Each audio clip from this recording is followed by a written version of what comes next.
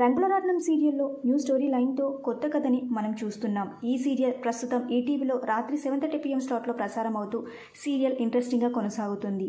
ప్రస్తుతం కథ అయితే రాణి, రాధ మరియు కొత్తగా ఎంట్రీ ఇచ్చిన నటీనటుల మీదుగా కొనసాగుతుంది.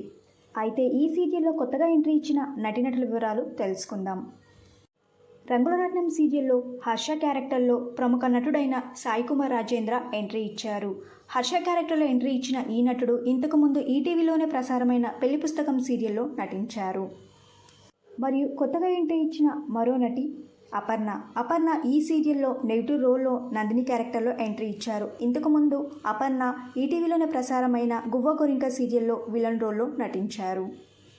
మరియు ఈ సీరియల్లోనే మాధవికి ఆడపడుచు క్యారెక్టర్లో పూజగా చందన నటిస్తున్నారు. చందన ఇంతకుముందు ఎన్నో తెలుగు సీరియల్స్లో పాజిటివ్గా నటించారు. ఇప్పుడు ఈ సీరియల్లో పూజ క్యారెక్టర్లో ఎంట్రీ ఇచ్చారు.